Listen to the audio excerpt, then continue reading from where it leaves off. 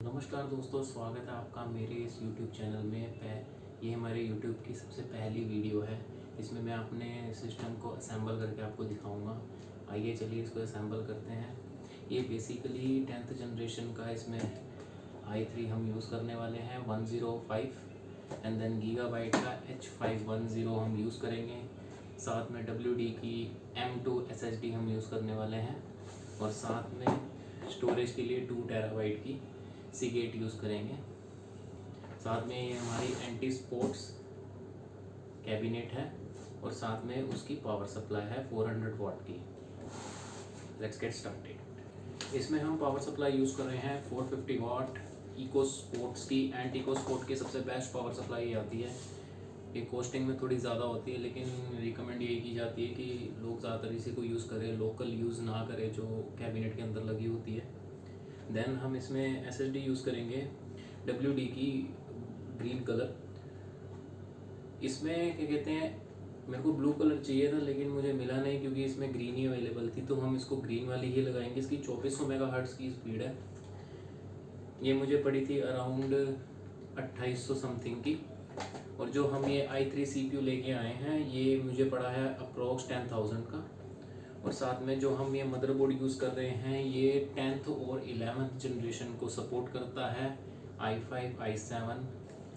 तो चलिए इसकी हम अनबॉक्सिंग करते हैं। और हाँ, आप लोगों को एक चीज़ बताना भूल गया कि जिस कंपनी की हम ये पावर सप्लाई लेते हैं उसी कंपनी की हमने कैबिनेट ली है। ये गेमिंग RGB कैबिनेट है।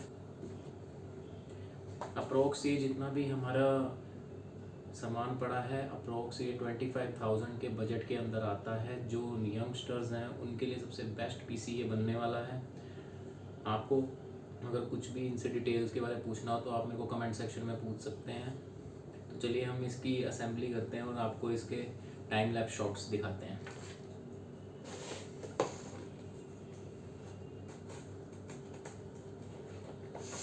और साथ ही हमने इसमें सिमट्रॉनिक्स की DDR4 8GB RAM 3200 megahertz use की है। आप इसको बाद में चाहे तो बढ़ा सकते हैं, 16GB भी कर सकते हैं, 32GB तक भी कर सकते हैं, वो आपके ऊपर डिपेंड करता है।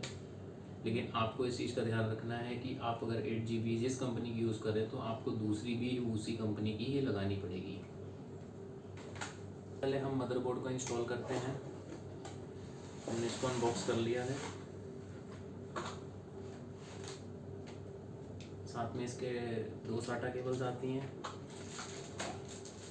साथ में हमारा मदरबोर्ड आता है। मदरबोर्ड की आपको लुक्स बाद में दिखाएंगे।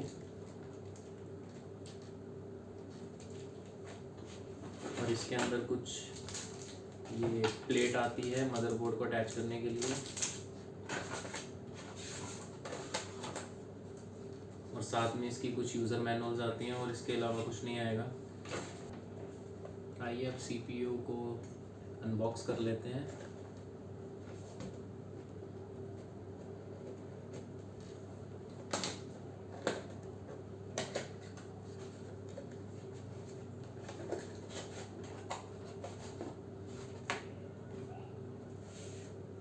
साथ में इसकी यूज़र मैनुअल मिलती है, साथ में i3 का कार्ड मिलता है। इसके अंदर इनबिल्ड आपको कूलर मिल जाएगा।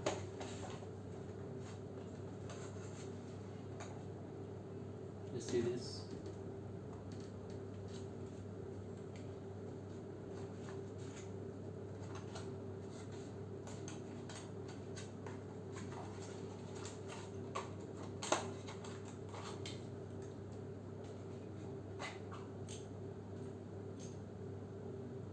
आइए हम अपनी पावर सप्लाई को अनबॉक्स कर लेते हैं।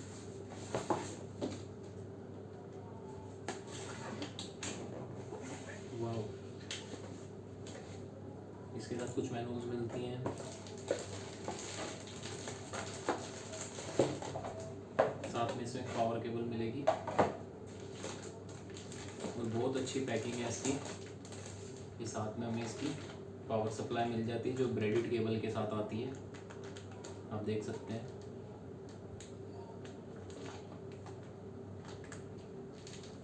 और आपको कैबिनेट की भी अनबॉक्सिंग दिखा देते हैं।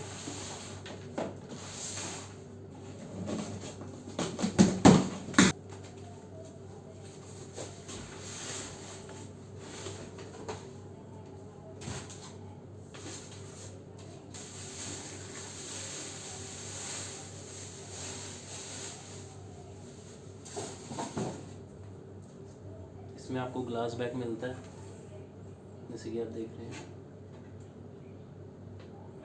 इसके यहाँ 4 स्क्रूज होते हैं, उनको ओपन करके ही खुलेगा ये।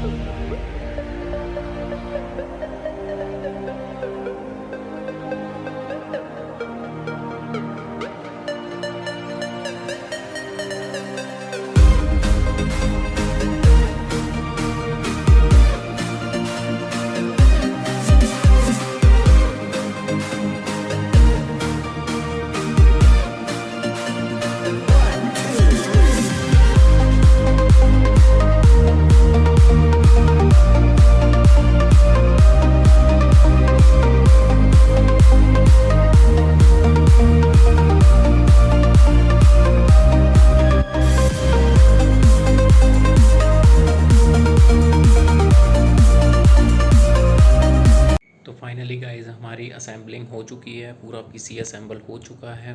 आपको इसके कनेक्शंस दिखाते हैं। जितना हो सके मैंने इसको स्लीक रखने की कोशिश की है। बाकी हमने इस तरह से पूरी इसकी वायरिंग कर दी है। कोशिश की है कि ज़्यादा से ज़्यादा वायरिंग ना ही दिखे, क्योंकि इसमें RGB पैनल्स लगे हुए हैं। इसकी आपको वायरिंग्स दिखाता हूँ। मैंने वायरिंग्स ऐसे ऐसे कर दी हैं इसकी। काफ़ी वायर मैनेजमेंट मैंने ठीक ही रखा है जितना मेरे से हो सका है। इसको 2 घंटा लग गए मुझे करते करते। तो गाइस सिस्टम रेडी हो गया है, आप सब कुछ असेंबल हो गया है। अब बस आपको दिखाने की देरी। Now see my new PC for 10th generation. Let's have a look.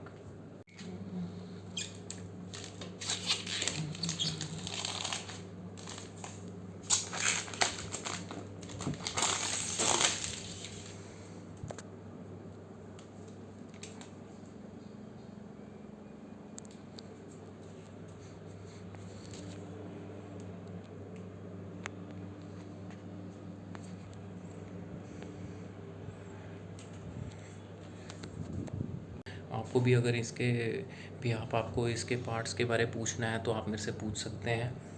बाकी डिस्क्रिप्शन में इन सब के लिंक दिए हुए हैं। बाकी जैसे ही विंडो इंस्टॉल करते हैं उसकी नेक्स्ट वीडियो आपके आ जाएगी। विंडो 11 इसमें इंस्टॉल करेंगे, इसका इंस्टॉलेशन भी वीडियोस बनाएंगे। बाकी अगले वीडियो का ध्यान रखिएगा। Stay tunes, bye bye.